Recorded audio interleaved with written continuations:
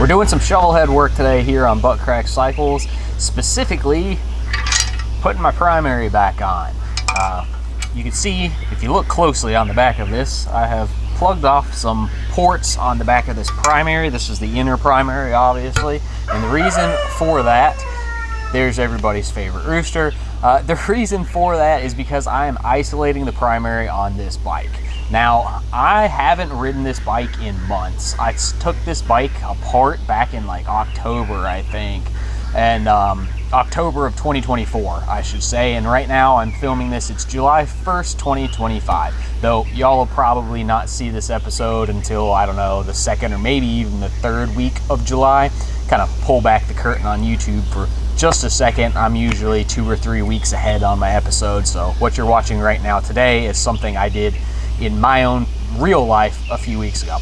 Anyways, I hadn't rode this bike in forever, and I started tearing it down months ago because the clutch was slipping. And the reason the clutch was slipping was because my main shaft seal on the engine was shot, and it was puking engine oil out into the primary and just flooding the clutch with engine oil, and so the clutch discs were just contaminated with oil and couldn't grab them. So I replaced that seal. I did a few other things to the bike while I had it apart, and life's just kind of got in the way. The iron head's kind of had some troubles that it's needed, attention given to. I bought and sold a few other motorcycles along the way, got started on some other projects, and I'm finally getting back to the shovel. So I'm gonna stop talking. Let's open the doors to the shop, go inside, and put this thing back together. I'm ready to ride this bike again. As always, I appreciate each and every one of you who watches this channel, and if you ever bought a shirt like the one I'm wearing right now, I'd rather push my Harley than ride a Honda, thank you. If you want one of these shirts or some of my other shirts, you can grab them on the web store, buttcrackcycles.com. All right, let's jump into the episode. Hope you like this one. So there we go. Here is our inner housing, and I'll show you where I've got this plugged, that plugged, and we're gonna leave this alone. What used to be a little chain oiler is now going to be our vent for the inner primary housing. You can see we've got a new bearing and a new seal installed, and everything's cleaned up and ready to go. So we're ready to take this over to the bike and put it on.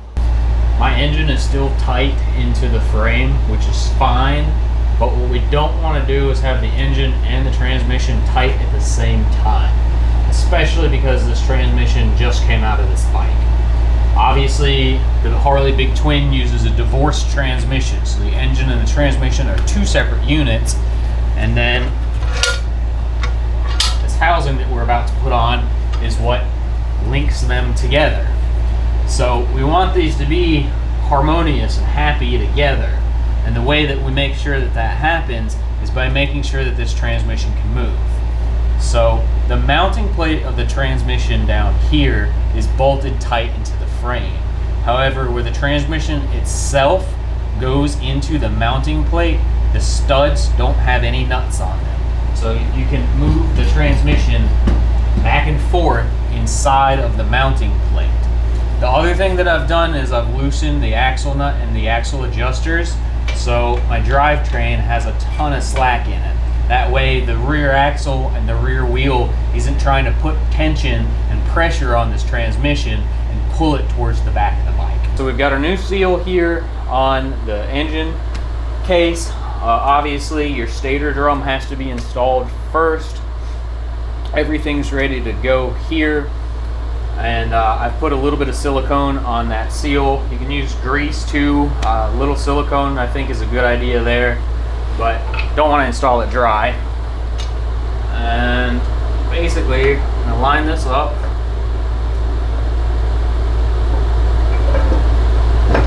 Get it on the studs and start it on the transmission. Probably doesn't come through super well on camera, but you can see how big of a gap I have here between the inner primary and the stator drum. So we need to just shift the whole thing forward, which is why we left that transmission loose.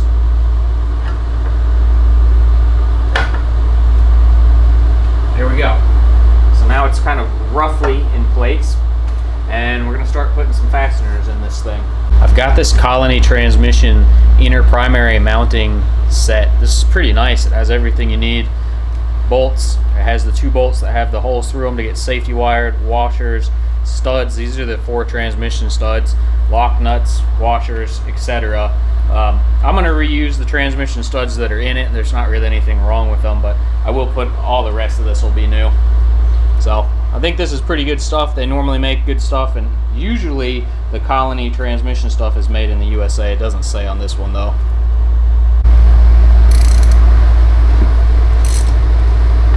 I'm gonna snug the ones here on the transmission up first.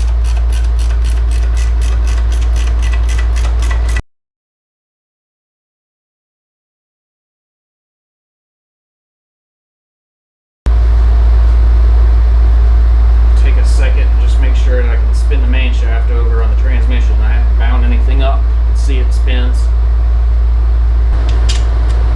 Alright, so those are just kind of snug with the 3/8 ratchet. We'll go back and torque them in a minute. And then we're going to come and just kind of seat this front onto the O-ring. Pull it kind of forward, and then you should be able to seat it down. So the book says 18 to 22 foot-pounds on these fasteners. It says to start with the engine bolts and then do the transmission bolts. Alright, gotta be honest, that seems a little odd to me because these are 3/8 hardware. This is 7/16 hardware. I feel like maybe this should torque higher, but I'm gonna read and obey the factory shop manual. Trust that they're correct. It's on there. Nothing's cracked. So next up, we are ready to do all the fun stuff, like throw our clutch hub in and put our primary chain back in and all that other good stuff. So I've got my oil pump here, and you can see I've already plugged this port off. I'm gonna need to plug the little small one at the top and change these fittings too. And I've got my little cheat sheet here as far as what needs to get plugged and what goes where.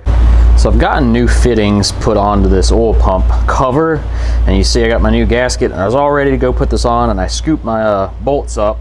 They were laying over there on the workbench, and one of them had a lock washer right here that was broken in half, and so I grabbed another lock washer, and I'm like, let me check the lock washers on these other bolts and just look at the threads on these bolts. And then I noticed one of these things is not like the other. If you'll notice, that bolt all the way on the far right is shorter than the rest. I'm like, that doesn't seem right. So I picked it up, and if the camera will ever focus in on it, I don't know how well that comes through on camera. It's shorter than the rest because it's broken. Evidently the rest of this bolt is broke off down inside of there somewhere. I didn't realize this when I took this apart. I just pulled the bolts out and pulled the cover off. So what I'm going to do is, I got the shop manual, and in order to take the oil pump off as like a whole entire unit, you need to, it says open the gear case. It does give a procedure though for sort of disassembling this in place, which is what I'm going to do. And the first thing that you got to do is take this snap ring right here, this probably doesn't come through well on camera, off of the inner gear. Pull this drive gear off, and then we should be able to pull the idler gear off. I used a little pick on the drive gear, and that worked well. Seems like it worked good on this idler. And then we need to get that little keyway right there, if you see it. That keyway right there, ignore all the black lines on the screen, is from this LED flashlight not agreeing with the shutter speed of the camera. So we need to pull that keyway off. And then those two nuts right here at the top, up here, take those loose, and we should be able to pull the pump body off. All right, so there we go. There's our oil pump body. And I just want to point out one thing. If you look close there in the bottom of that pump body, there's a little glob. Kind of see it there better zoomed in. Let me put the camera down and show you what that is. So that little glob, I thought at first, I was freaked out. I was like, oh no, is that a chunk of metal? It's not. It's silicone. It's squishy. I talk about this sometimes on this channel. Silicone has a place, but man, a lot of times people go just like absolutely bananas with silicone, and they put it in places it doesn't belong. And I've seen engines completely ruined by people just siliconing the crap out of stuff, and it gets sucked up into a bearing or a bushing or into an oil pump, kind of like this. And that's a really great way to ruin your engine. So be sparing with the silicone and really only use it when you're supposed to. Just a little ramble and a rant here in the middle of the episode. So, I've gotten a tap and I've tapped the hole. I got the rest of the bolt out. I actually think that this is gonna work. I think that there was enough meat left in there. This will probably never ever come through on camera. Oh, there you go. You can kind of see a little bit down in the hole. That was the offending hole where the broken bolt was removed from. I will note on these oil pump bolts, these are 1/4 inch 24, not 1/4 inch 20, not 1/4 inch 28. And amazingly, I had a 1/4 inch 24 tap. This was actually in a big tap and die set that I inherited from my Uncle Rich. I talk about my Uncle Rich a lot on this channel. Rich is who got me into working on anything really, and how I ever even became aware of old Harleys, and spent a lot of time with him in his shop. And it's kind of funny, sometimes I'll need something weird and goofy like this, and I'll dig through some tools that used to be Rich's, and there it'll be. And that seems like that's done the trick. I'm really happy about that. I was stressing that I was going to have to drill and tap this for a helicoil. Can't talk right. So the next time you see me working on this, I'll be wearing different clothes because I need to order a oil pump or an oil pump gasket. I had one for the cover, but not the one that actually is between the pump body and the engine block. So we'll order that, put the oil pump back on, and then we can get back to running all these lines to finish this primary isolation. But there's something else I want to show you, and that would be this right here. This is the clutch hub. This is garbage now. I say now, it was garbage probably when I took it off. I just didn't look very closely at it. If you look right down its throat, you see that where the keyway is? That's a crack.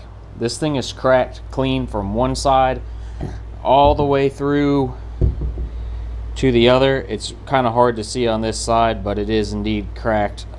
It's very hairline looking. It's like right in there. And you can see it on the inside too. Again, this probably isn't going to come through very well. It's kind of dark in here. So the clutch hub is cracked, and you can see where the clutch discs themselves have kind of been wearing into the studs. That's fairly common on these. Sometimes you can like emery cloth them or Scotch Brite them or whatever, or sandpaper them up and clean these up. But this is going in the trash. Okay, so we've got the safety wire done over here on those bolts, and then coming around to the other side. Really, we're gonna wrap this episode up basically right here, because I still have so much to do left to this bike.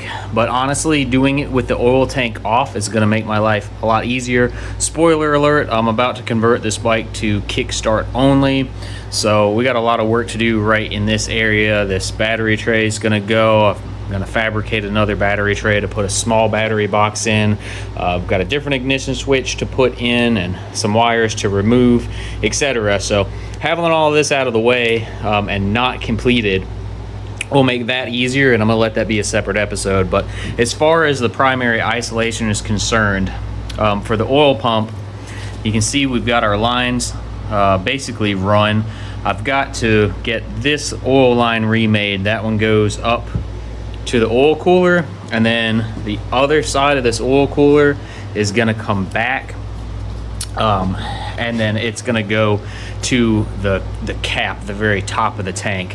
But really quickly, if we're looking at the oil pump, again, we've plugged this one off, we've plugged that port off, and then you can't see it, but back down inside there up against the block, there's another one that needed to be plugged. And then this bottom port right here is running along underneath. You can see it right there. And we're just taking that, and that's your vent. You can see it. You can see it back in there, and it's gonna be our chain oiler. This outside most line port, whatever you want to call it, on the oil cooler on the top, that's going to the bottom of the tank. Like I said, this goes to one side of the cooler, and then this goes to the top of the oil tank. And when I say oil tank, this is the style oil tank that I'm running. So the other side of the cooler will come in here. I'll have to drill and tap that. I'll cut that fitting off and drill and tap it to use a JIC fitting. And then when I say top of tank, it means this, and bottom of the tank means that. Again, that's gonna have to get a fitting changed on it too. So that's it really for this episode. I'll throw a diagram up on the screen here for like 5 seconds of how to run the oil lines, and then y'all can pause the video and just use that diagram. I'm sorry that this wasn't like a really cut and dry start, middle, end how-to primary installation and primary isolation, because those are the two things we've covered in this episode. But that's just the reality of sort of my YouTube channel. Some days I do make content that's like that, that's how to do this, and then it's start, middle, and end. And other times it's just kind of me working on my bikes or working on other people's bikes.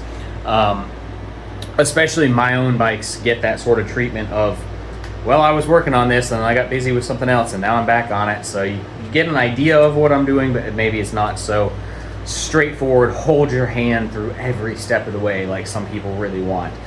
Get yourself a notebook, make some notes. The internet's a wonderful resource. Old web forums are great. I kind of miss old web forums, honestly. In any event, yeah, that's it. Hopefully this bike will be back on the road soon. Thanks for watching. Bye.